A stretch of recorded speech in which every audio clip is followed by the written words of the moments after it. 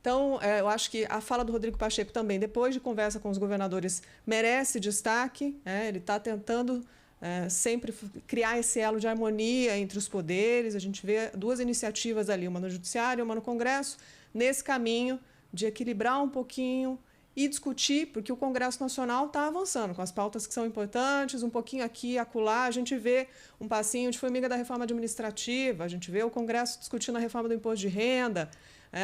Pelo menos as discussões importantes estão dando passos agora que precisam ser reconhecidos dentro do Congresso Nacional. Basta que a gente tenha um pouquinho mais de bombeiro e um pouquinho menos de discurso incendiário para tentar tocar o jogo, principalmente no momento de crise, Danilo.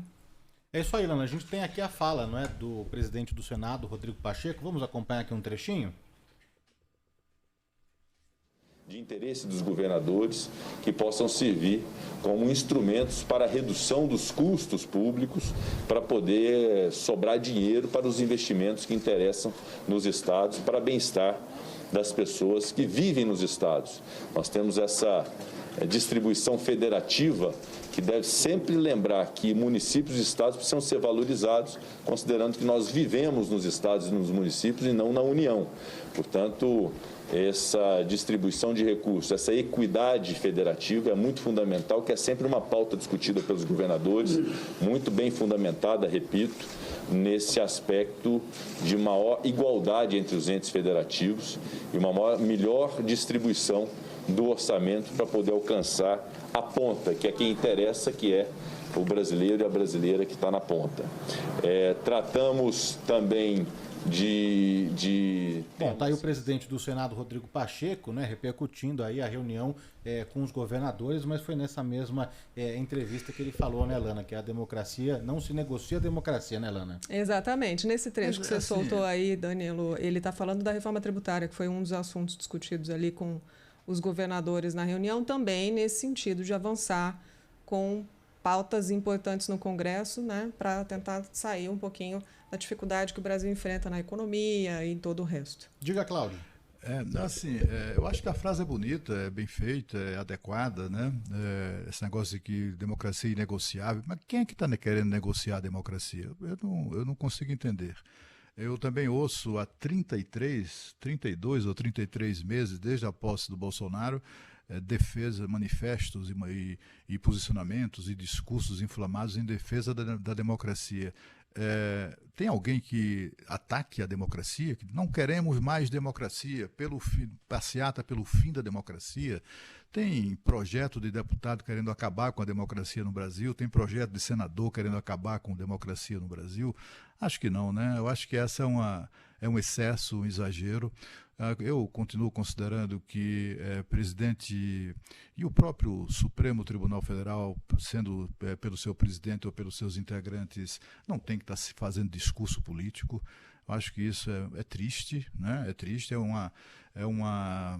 como é que eu diria, um posicionamento político que incomoda, né? E é aquela coisa que eu disse aqui certa vez, né? Algumas autoridades deveriam se perguntar antes de tomar iniciativa dessa natureza, né?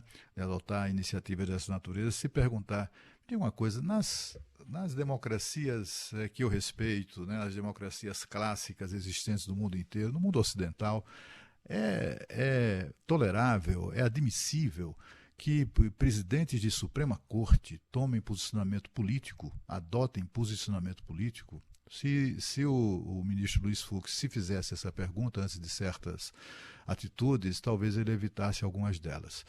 Do mesmo modo, eu acho que o presidente da República deveria se comportar assim também, né?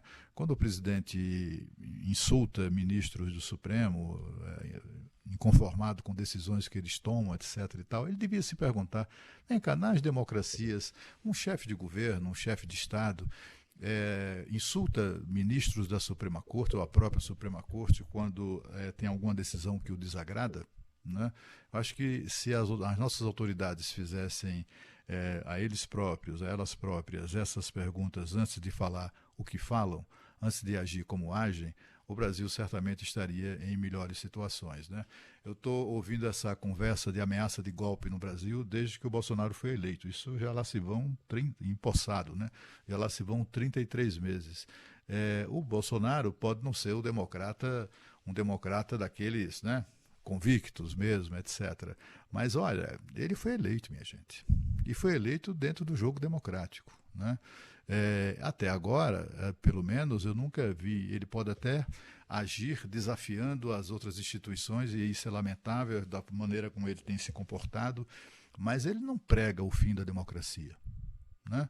Eu não vejo ninguém pregando, ninguém que eu digo relevante, né? Não esses vagabundos de redes sociais, né? Eu falo gente relevante, não esses covardes que até muitos deles, inclusive, se escondem por trás de pseudônimos, etc., né? Não é esses vagabundos aos quais eu me refiro.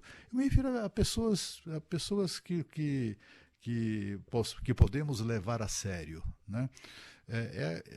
E assim, é mais ou menos nessa direção que a gente assiste, né, essa coisa aí do dia 7 de setembro. Evidentemente que essa turma que apoia o presidente Bolsonaro não é fácil, é um pessoal majoritariamente conservador, orgulhosamente de direita, né? No Brasil isso ainda é um pecado, né, se posicionar dessa maneira. É gente que não gosta de jornalista, não gosta de imprensa. A gente assistiu uma colega nossa tomar uma bandeirada em Brasília certa vez durante uma manifestação bolsonarista, ela estava lá cobrindo e acabou tomando a bandeirada.